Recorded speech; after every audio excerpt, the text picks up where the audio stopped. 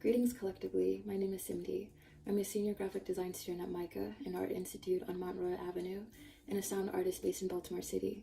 Since COVID started, I've been a part of a nonprofit organization called Emergence Baltimore, offering free graphic design services for local Baltimore businesses who've been struggling during COVID-19.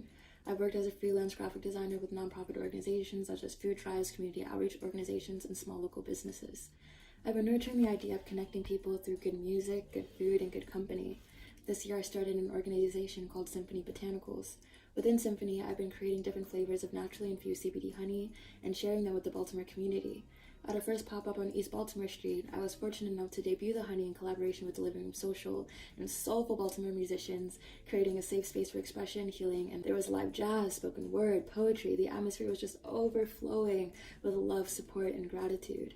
Afterwards, people were enthusiastically telling me how delicious the honey is, that it soothed their headache, and wondering when the next batch will be made. There was so much support from the community for me to continue creating batches. This was the first pivotal step in me launching this venture, which is statistically harder for minorities, not only within the legal cannabis industry, but in entrepreneurship in general. This venture is incredibly important to me for a multitude of reasons. It's blatant that there's a troubling racial disparity within the legal cannabis industry. Wealthy people are profiting off of cannabis while too many Black and brown individuals are still serving lifelong inhumane sentences.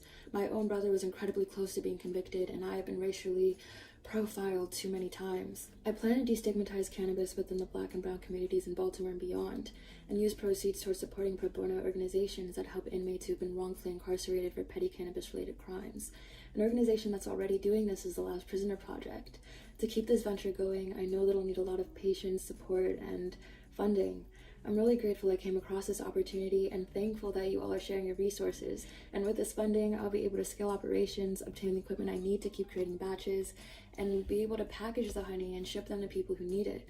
Before transferring to MICA, I was studying biology and psychology with an intersection in neuroscience.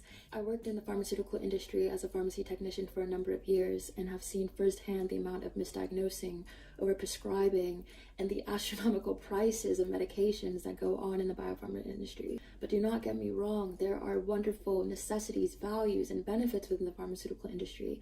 I would just like to provide a more natural and holistic modes to wellness through cannabis, community, and music.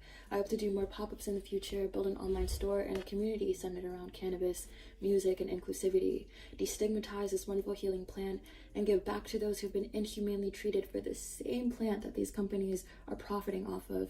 So again, thank you so much for this opportunity. Thank you for sharing your platform and your resources, and I hope that you have a wonderful holiday. Bye.